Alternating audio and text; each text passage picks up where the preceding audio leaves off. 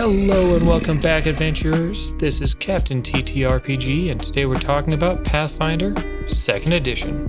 Hello and welcome back, adventurers. Today we are back with episode 2 of our 3-video series ranking the multi-class archetypes. With a wide range of values coming out of last video, let's see where things land today. But before we do, let's just really quickly go through the criteria again, but we'll do it way more quickly this time. An S archetype is easily applicable to all classes and build, providing almost anybody benefits, gains the majority of the power or the most key abilities up front, and gains a lot of the power throughout feats you can take. So good that it's probably too good and maybe should be updated in some way to make it less strong for so many classes to take. A, this is multi-class archetypes that's capable for being slotted into many classes, though it won't work for all of them, offers up a decent amount of power of the class, but won't give it all away. For a caster class, it goes beyond just the basic spell casting stuff. There are multiple solid feats at early levels and or solid archetype feats that you can ignore the class feats, but there's good stuff early on to take. B will fit a fair number of classes and builds, but usually not even half the classes are really going to get great fits here. This offers solid benefits for specific builds or such simple versatility without pushing that versatility into a higher level of cohesion, and any full caster is going to land here just for the base benefits of casting. C, there is a downside to taking the archetype that is tough to overcome, but the advantages of the archetype or the feats, class feats available might make up for them. There also may be no downside, but the upsides just are challenging for many classes and builds to take advantage of. D, why did you take it? It's just offering you almost nothing from the class. The archetype feats are unappealing or difficult to gain. It could be really hard just to take the archetype because the requirements are so difficult. Basically, I'm saying think very carefully before you take one of these multi-class archetypes. All right, with that out of the way, let's jump into the multi-class archetypes in alphabetical order. This time, starting with the fighter because of where we left off with the exemplar last video. All right, so for the fighter, the requirements are Strength +2 and Dex +2. So we already know we're not starting off great. The dedication. You become trained in martial weapons and either acrobatics or athletics. Yeah, that's everything. I'm not setting up for anything else. At level 4, you gain access to the resilience archetype feats like we've seen with other classes, barbarians and champions and the like. You also get access to reactive strike at level 4 if you want to take that, which might be why you took this. While it is a fantastic reaction to have, it mostly helps martials, but most martials get access to reactive strike. Not necessarily all the time, but a lot of them do. The only other feat you get access to is a feat that makes you expert in martial and basic weapons and trained in advanced weapons, but only if you're already expert in at least some kind of weapon or attack. And this is at level 12. As far as class feats, some early class feats are actually really solid. Double Slice is amazing for dual wield builds. Vicious Swing is great for a two-handed build. And Combat Grab for all your grapple builds. So there's some very interesting feats at really low levels for fighters. And now we get into the Gut Punch portion of this. The requirements are a bad place to start. +2 required in 2 different skills is already not great. And in this case, Dex and Strength, not truly opposing, but not necessarily working together for most classes, except for martial characters. But that's a problem on its own. We'll get to that. Then we have the extremely disappointing dedication that only gives you 1 skill proficiency along with martial weapon proficiency. Again, if you've got +2 Dex and +2 Strength at the same time, you're probably a martial character, at which point you already have martial weapon proficiency. And it's going to go up way faster than waiting till level 12 to taking another feat. Now, if you are a character that isn't martial, but has +2 in strength and +2 in dex for whatever reason, great. Now you have the same benefit that you would have gotten from just taking a level 1 general feat. Yes, there's weapon training at level 1 as a general feat. Just be human and take it. And then you don't need this. And actually, the fighter version is worse, because if you want to go up to expert in fighter for the martial weapon proficiency you took, now you have to wait until level 12 and take a feat, whereas if you take the general feat at level 1 for weapon proficiency at level 11, you'll just go up to expert on your own without taking anything else. So yes, the dedication is actively worse than a level 1 general feat. Finally, yes, you get access to reactive strike. but so does almost every martial at level 4 or level 6. Some version of it, not exactly reactive strike, but something very similar that gives you a reaction that lets you strike for similar reasons. So you can just take a class feat and not take this whole archetype. And then of course we do have the good low level feats from Fighter itself. I don't want to dismiss those, but the vast majority, if not all of the good ones, are available from non-multi-class archetypes anyway, archetypes that offer way more than Fighter does. So you can get better stuff by focusing on what you want to do anyway, like dual wield warrior. Just as one example. Don't take this. D tier. This is just not good. Well, that's a heck of a way to kick off this video, but let's jump into the rest and hopefully we won't have any other D tiers today. Gunslinger, requirements Dex +2. Dedication. You treat martial firearms and crossbows as simple weapons, and that distinction does matter. You are trained in your class DC. You choose a way, which is the subclass, and you gain its skill proficiency, but nothing else. So you have a way, but that'll matter for later on, for things you can take. So, okay, still not amazing up front there. Features. At level 6, you get access to a feat that gives you the initial deed for the way you chose for the subclass. This is a free action you take when rolling initiative, some of which are really strong for setting up the entire combat encounter. At level 10, you can take a feat that lets you access the special reload action given by your way as well, which really rounds out the access that you needed for your kind of whole setup to work. Those reload actions really do play in heavily, especially to certain designs. So you really kind of fill out your character by 10 with this archetype. At level 12, there are 2 feature feats you could take. One increases your gun and crossbow proficiency to expert, just like the fighter feat. And again, I don't love this at all. The other lets you take perception to master if it's already expert. There are 15 currently released classes that will never normally get above expert in perception, so this actually might be valuable to you. You might really want this. As far as early level feats for gunslingers, there are some pretty solid ones. Maybe not the strongest that fit every build, but can be really good and fit into your character well. Things like Hit the Dirt, which gives you a reaction AC boost against range attacks, but you will of course be prone afterward, which can actually be advantageous in certain ways. Quick Draw, which is a one action draw and fire all at once. Really cool if you're not going to have your gun in your hand at all times. Warning Shot, which is a longer range demoralize with no language penalty, which is great. The Dex requirement we talked about last video, it's really not a huge hurdle because a lot of characters want Dex added for AC purposes anyway. And I mean, even casters and most martials want this unless you're wearing heavy armor. So not bad.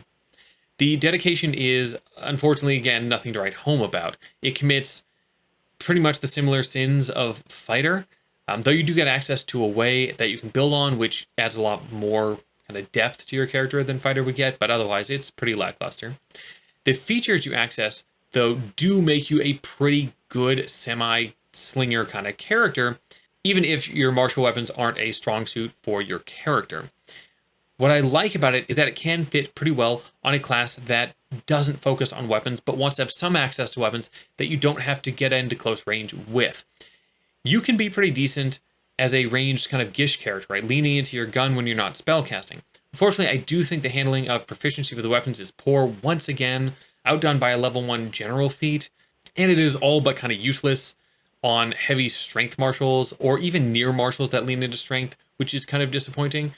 For those reasons, I think it's, oh boy, it leans kind of between a B or a C for me. I am going to give it a B because you do eventually fill out all the aspects of your way, which I do think is strong, but be careful because you could easily get stuck in a bad place if you choose a way that doesn't fit with the eventual playstyle you want to have.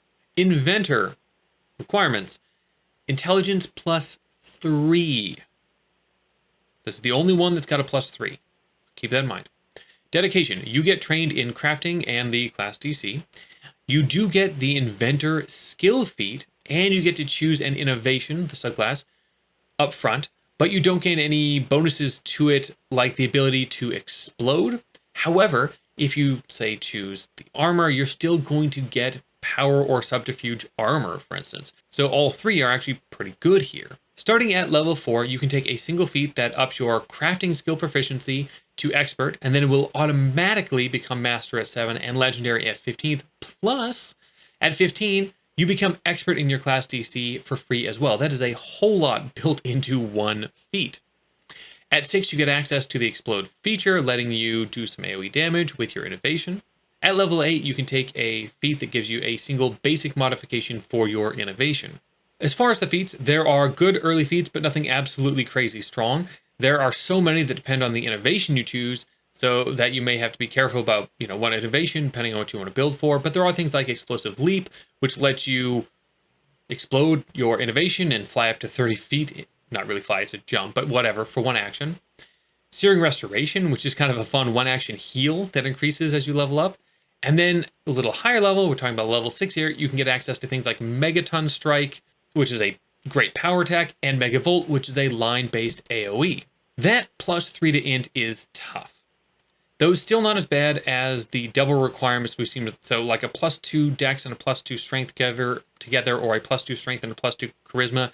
That's much harder than a plus 3 to int, honestly, because of the way that usual stats lay out. Not that everybody builds this way, but generally speaking, we see it follows a plus 4, plus 3, plus 1, plus 1, 0, 0 setup, which means as long as that int is plus 4 or plus 3, as long as it's one of your two main stats, you're just fine to pick this up.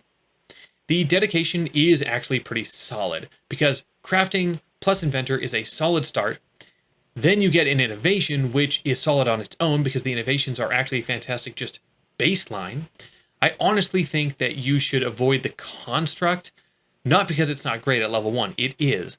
The problem is, as you increase in level, you want to increase your construct, right? You want to keep on pace, but because you're kind of way behind on the class feats you can take compared to a regular full class, you will never be able to build out the same level of construct that you could as if you were mainlining Inventor. So I do think armor and weapon are better, and I actually think armor is probably the best choice in this case. That level 4 feat, by the way, that gives you proficiency leveling up for you, plus gives you expert in your DC eventually, that is crazy strong for a single feat. What it does for you is honestly amazing, and might be a good reason just to pick up this as a baseline.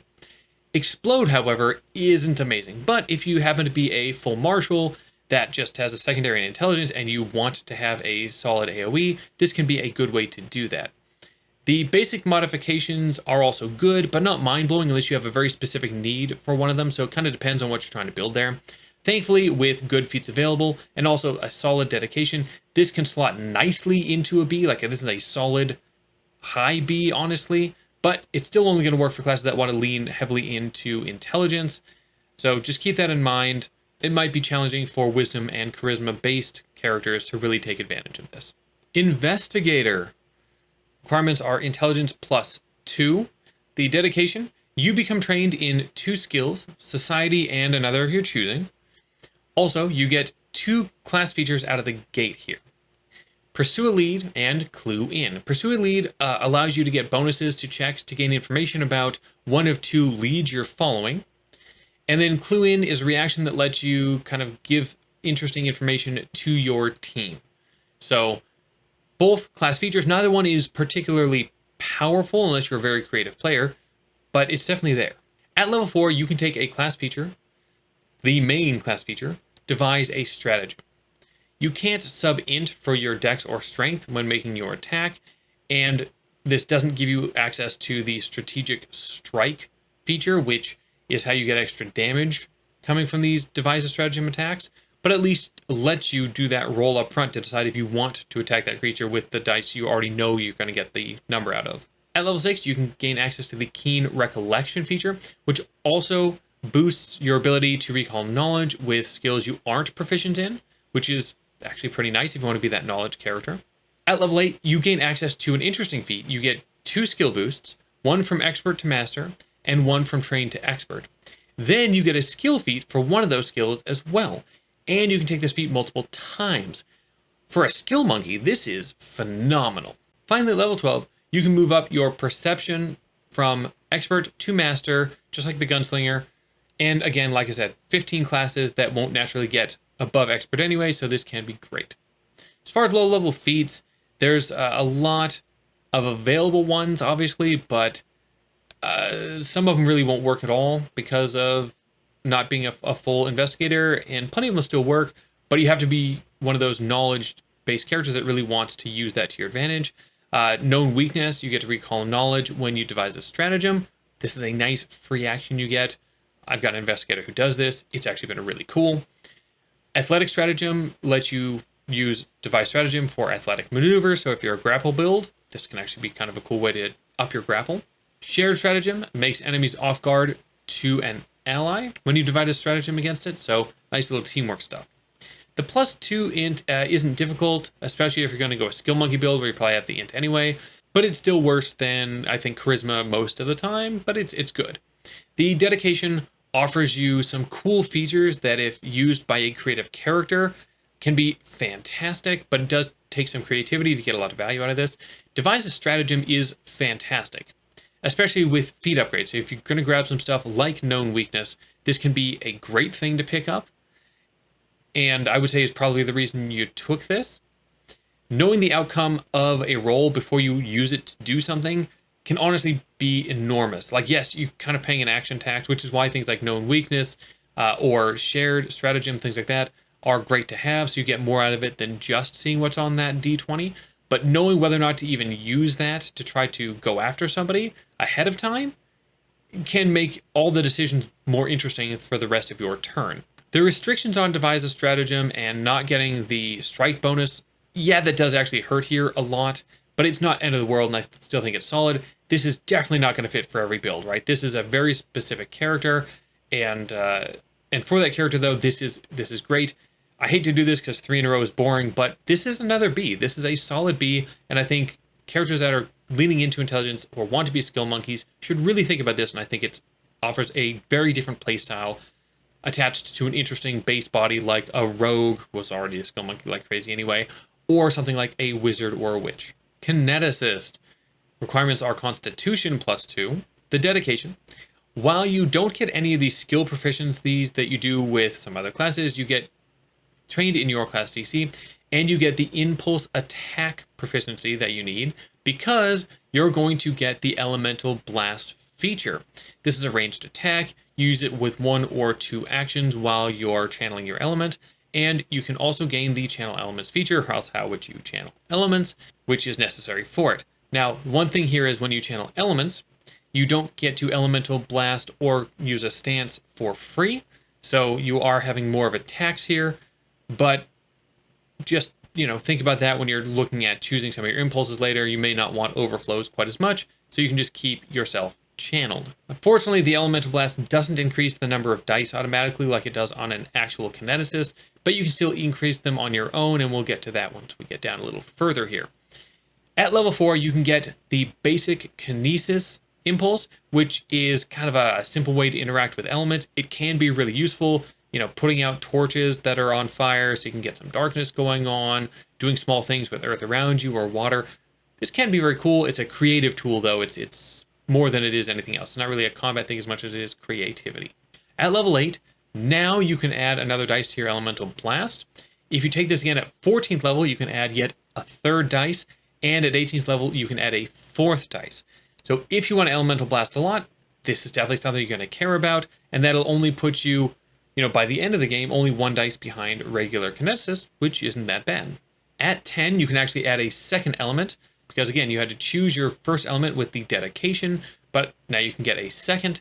And 2 is great. Honestly, 2 is what I suggest to regular Kineticists most of the time anyway, is to max out at, so this is fantastic. Also, at level 10, when you do get that 2nd element, so for that same feat, you get to then grab an impulse feat related to that element. And because you have this element now, of course, you can grab any other feats going forward that require the element, and you can use that element for your Elemental Blast. So actually, you get a lot out of this one level 10 feat. Finally, at level 12, you can increase your class DC, your Kineticist class DC, and your attack proficiencies to Expert, though you're not going to get above that. So just keep in mind you'll be a little bit behind others on that as well, but that's pretty common.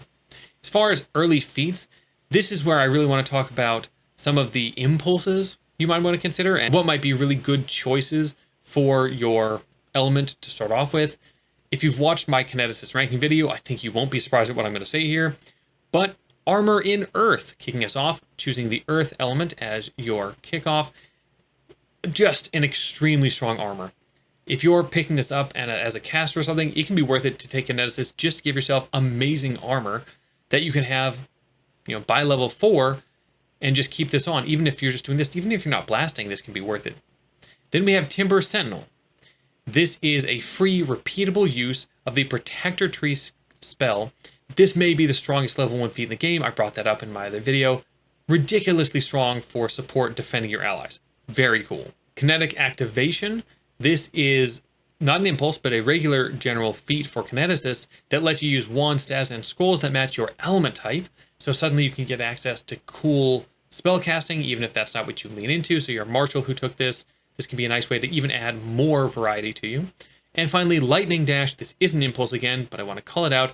It's basically a teleportation that deals damage. Now, it is an overflow, so be a little bit careful, but it's very, very useful as a short-range teleport, essentially. The requirement here is pretty simple. +2 in con is good on a lot of characters.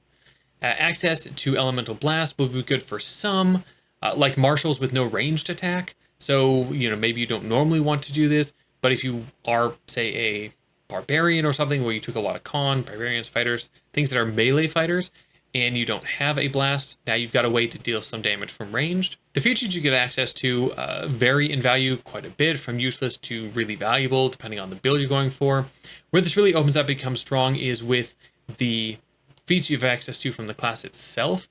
I only mentioned a few of the really, really strong ones here, but there are some incredibly impactful early game and mid game impulses that I think are worth it, because remember, they level up with you as well. You should mostly avoid overflow impulses, I think, due to channel elements having more of a tax to it, so I'd be a little careful about that. But otherwise, this has a lot of versatility, fits on a lot of characters. I don't think this is by any means S tier, but I do think it's a solid A tier, and I can see it fitting onto a lot of characters for a lot of different reasons. If you're building a character and you're not sure what to throw on for your free archetype, I'd really suggest looking at this at least. Magus. Requirements: Strength +2 or Dex +2, and in +2. Dedication. You will get a spellbook and 4 cantrips.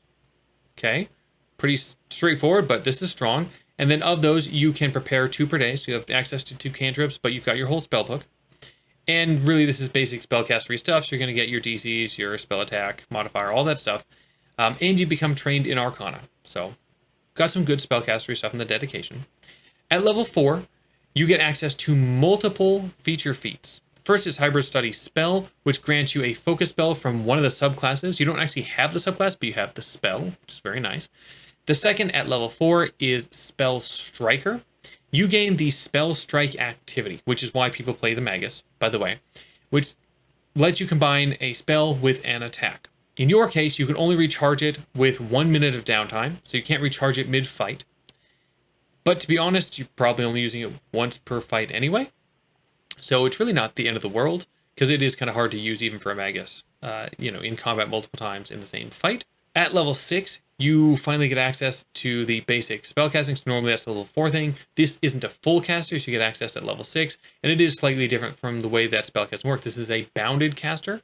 You will start with a first level slot and a second level slot, and then once you hit level 10, you're going to drop that first level slot, and you're going to gain a third level slot. Because it's bounded casting, you're only going to have 2 different spell levels at a time, so you're going to have less spell slots than general as well. Keep in mind, you have those cantrips.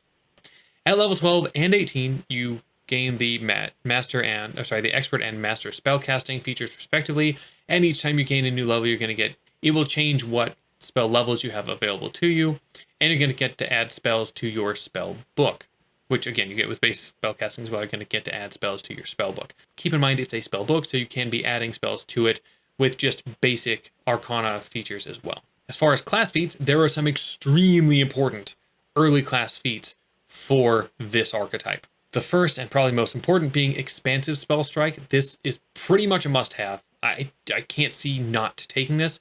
It basically lets you use AoE spells like Fireball with your Spell Strike. It doesn't have to be that type of AoE. It could be cones, all sorts of things like that. You don't get that for default with Spell Strike. This is what you need. Other good ones are things like Force Fang. This will give you another focus spell and another focus point, which you do want, because again, you can use these focus spells with Spell Strike or just on their own. They're just good. And then Striker Scroll, which I think is actually really good, especially if you're going to lean into Arcana. This lets you use scrolls for spell strike. You can basically wrap a scroll around your weapon and strike with it. Another great way if you don't have a ton of spell slots to be able to use scrolls to get more spell strike damage in there. I've agonized over this one a little bit. The requirements are tough, but yet in a way that's really easy for marshals to access. For instance, like alchemists, inventors, and investigators, they're pretty much going to have this out the gate because they've got the intelligence and they're going to want to lean into either dex or strength anyway. So for those, this is great. And then you've got full marshals, where the only difference here is they already want either full strength or full dex. Adding in the 2 int really isn't that hard. So it's actually applicable to more classes than you'd originally think. And I think this is really meant more for those marshals and near marshals than it is for full spellcasters to take anyway. Then on top of that, we just have some basic spellcasting stuff, which is really good on anybody. While it's not full casting, it's still spellcasting, which means that at least it's a baseline B because you're still getting spellcasting advantages. In fact, the features, both the focus spell and spell strike, though mostly spell strike, is amazing as an archetype feature just on its own. And the reason I like it on here, and I haven't gotten to my Magus guide or anything like that, spell strike is interesting. It's a very powerful effect, and therefore they made it hard to use multiple times. You've got to like recharge it using certain focus spells, or doing certain actions in combat, or there's attacks sometimes, where it can be hard to do it more than like twice in a combat in a 4-round combat anyway. And you can do it once per combat just by taking the archetype. This is actually a really solid archetype in my mind. This is a solid A. Will it fit on everybody? No, that's mostly because I don't think it's great on spellcasters, but on marshals and near marshals, I think this is really solid and people should take a look. Monk. This requires strength +2 and dex +2. Hey fighters, we're back. Dedication. So everybody is trained in unarmed strikes, so I don't know why it's listed here, but you get trained in unarmed strikes. You do get the powerful fist feature, which increases the die to a d6 rather than a d4, and you don't take a penalty when you're trying to make lethal blows with your fists, so that's something. Other than that, you gain trained with either acrobatics or athletics, and you get the monk DC training. At level 4, you can take a resiliency feat, just like other marshals we've talked about, so this will give you, again, more hit points. The requirement here is no more than 8 plus con, so similar to some of the other ones we've seen, like fighters. At level 8, you can take a feat that gives you a +10 movement speed, but only if you're unarmored. At level 10, you finally get access to Flurry of Blows. This is like the thing you care about, but you only kind of get it. Yours requires a cooldown of 1d4 turns between uses. Finally, at level 12, you can take a feat to make one of 3 saving throws go from expert to master. Good versatility. As far as early game feats for the monks, they really aren't amazing for the most part because they require you to be unarmored. You can take stances to get different unarmed strikes, but again, you have to be unarmored to use almost all of those.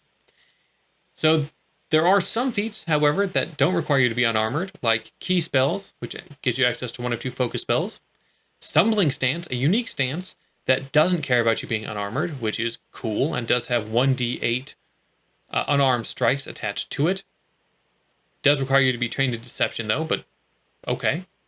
And dancing leaf, which is which increases your jump distance and decreases fall damage. Welcome back, fighter requirements. You've poked your head out again to annoy us and frustrate us.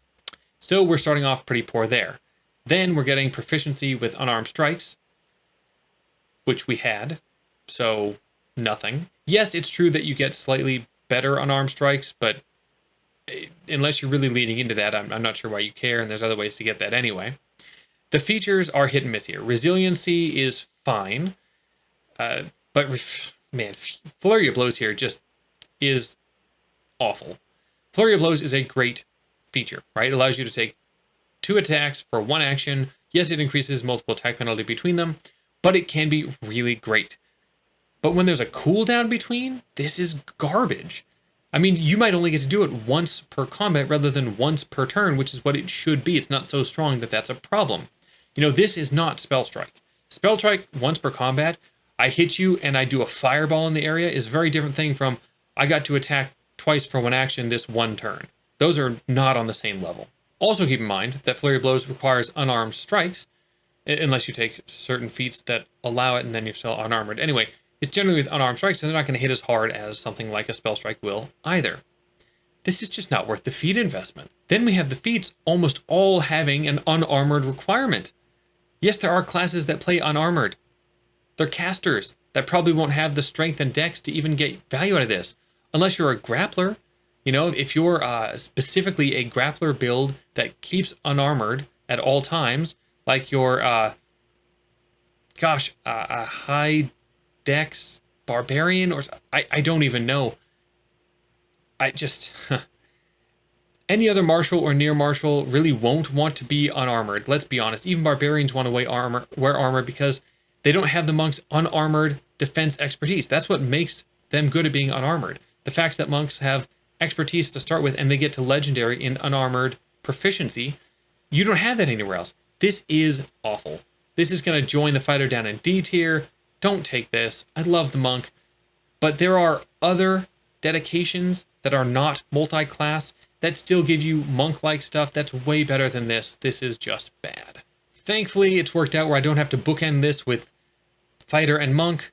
Let's jump into Oracle and hope it's not also a D tier. The requirement here is Charisma +2. The dedication, you choose a mystery, which is the subclass, and you get trained in religion and whatever the mystery's skill is.